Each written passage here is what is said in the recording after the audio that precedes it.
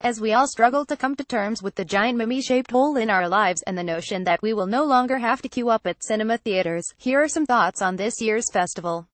For this writer, the 19th Mami Mumbai Film Festival meant 23 movies over 7 days from countries including the US, India, Colombia, Norway, China, Japan, Sweden, Iran, Palestine and Britain among others. Advertisement opens a new window. Apart from some truly wonderful films, the highlight of this year's festivities was without a doubt how smoothly run it all was, featuring almost none of the niggling issues faced in previous years.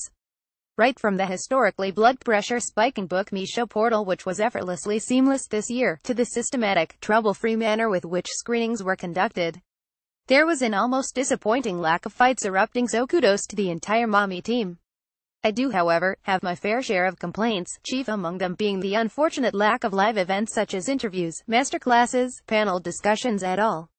While traditionally the festival has offered an exciting lineup of these, that was anything but the case this time around, with a sad absence of live discussions in the initial schedule. There were admittedly a few events thrown in last minute during the course of the week, which most people found out about only after they had taken place, such as a producer's panel and joint interview with Dulquer Salman and Rajkumar Rao. Still sulking I missed that one. Cribbing aside, I was lucky enough to watch a solid mix of movies across genres, shapes and sizes, from conventional comfort foods such as Richard Linklater's Last Flag Flying and Jeremy Jasper's Patty Cake Dollar, to indie psychological thrillers such as Sexy Durga, to art house experiments in Kiarostami's 24 frames. Advertisement opens a new window. That said, perhaps it was the films I opted for are just the state of the world right now, but dark and disturbing seem to be the thematic fad of the hour, as the majority of films seen seem to be some variation of creepy and or distressing. Some days genuinely felt like an exercise in choosing which films are least likely to scar you.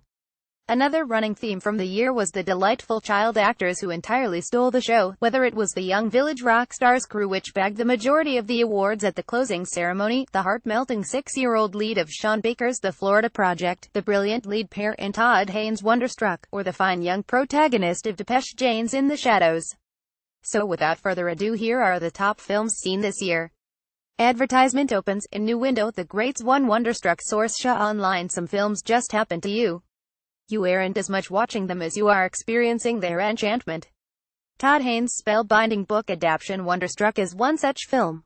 The visually dazzling film is in equal parts a fascinating feat of filmmaking as much as it is soaring storytelling.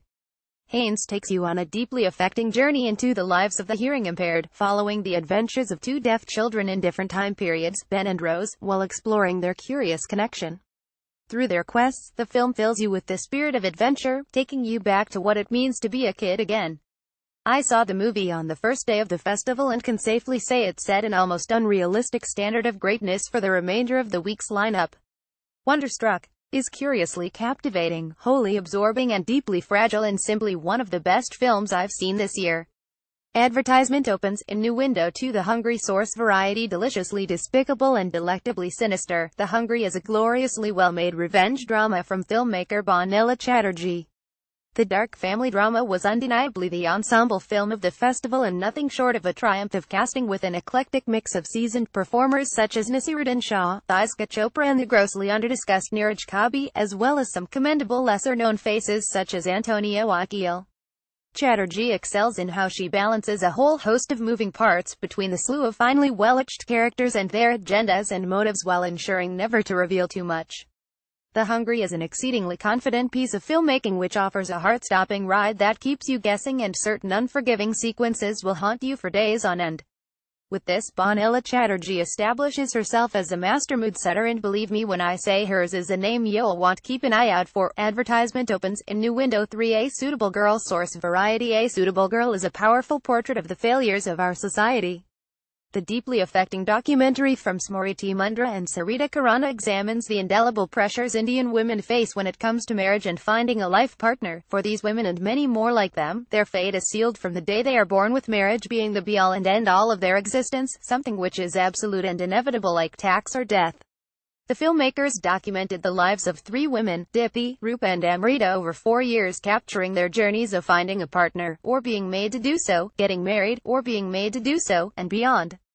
It takes you into their lives, as you live their trials, relish in their celebration, yearn for their freedom and feel their pain. Advertisement opens a new window. The film equally explores the well-oiled, regressive machine that is the Indian matchmaking industry, where the prominent factors used to assess suitors include caste, weight and complexion. Above all, A Suitable Girl is an examination of how the entire institution of marriage is used to subjugate, belittle, diminish and control women. While the film doesn't particularly offer much new insight into a topic we're familiar with, it is powerful and profound and deeply moving. A Suitable Girl introduced me to three friends whose lives I felt a part of for a matter of moments. Three friends I won't soon forget. 4 Wajib source: The Hollywood Reporter. Wajib is a heartfelt, lovable, poignant and endlessly relevant dramedy which increasingly grows on you, wheedling its way into your heart. A Palestinian family drama from Anne-Marie Jassier, the film centers on a father-son relationship and their attempt to reconnect, confront past issues, and find common ground despite sharp ideological differences and worldviews. Through its simple, threadbare story, Wajib manages to touch on a great deal, from family, tradition, ideology to politics, wonderfully capturing life in a developing, collectivist country in all its idiosyncrasies, warmth, contradictions, and backwardness. The film is a heartfelt exploration of bridging the gaps between generations and accepting our differences with those who see the world differently. It is also deeply relevant to the Indian way of life, where we struggle with many of the same issues. Wajib will keep you laughing, plunge you into introspection and ultimately warm your heart. 5 What Will People Say source: TIFF. Though I saw a number of films this year designed to disturb and shatter, none left as much of a devastatingly painful and lasting impression as Aram-Hak's What Will People Say? A brutally harrowing tale of survival of 15-year-old Nisha, played winningly by Maria Mazda, born and brought up in Norway, whose Orthodox Pakistani parents kidnap her and ship her off to Pakistan when they catch her with a boy. The autobiographical film is based on director Hak's own experiences. What Will People Say is achingly relevant to our corner of the world, which similarly boasts of a need to cling on to life-threatening practices under the guise of traditions and values, not to mention a dangerously controlling culture from parents, particularly towards daughters. While the film takes a number of liberties in logic to service the story, it is an essential tale, the kind you feel many should be forced to see. What Will People Say left me shaken and in pieces. How many Nishas are out there at this very second, and what we can do to save them? The good one. Sexy Durga source: The Hollywood Reporter. Sexy Durga is one of the most unnerving, deeply unsettling and terror-fueled films I've ever experienced, which is a testament to its genius. Sunil Kumar Sasseter and psychological thriller, shot in but a handful of glorious long takes, tells the harrowing tale of a young couple trying to elope in Kerala in the dead of night and their ordeal hitching a ride with a group of increasingly nightmarish men who give new meaning to the word creepy. As countless films before it have proved, Sexy Durga hauntingly highlights that sometimes the very idea and anticipation of violence can be far more shattering and devastating as violence itself.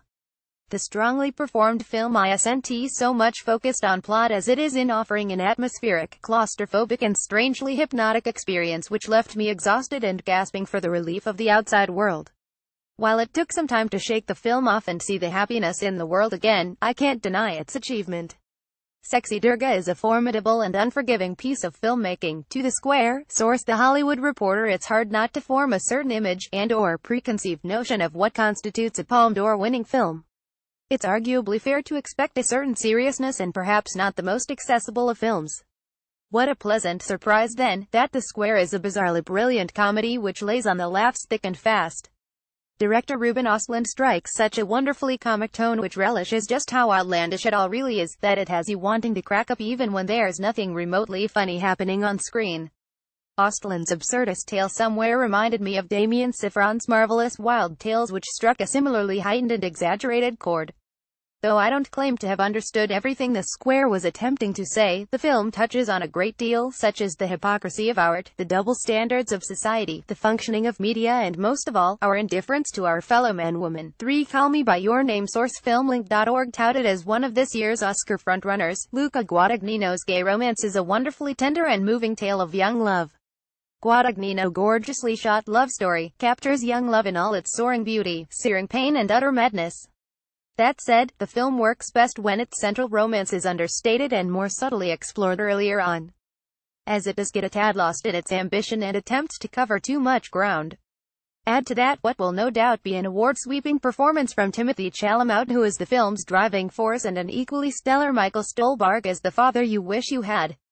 Though the film is laborious in places, Call Me By Your Name is a challenging and essential film for the times.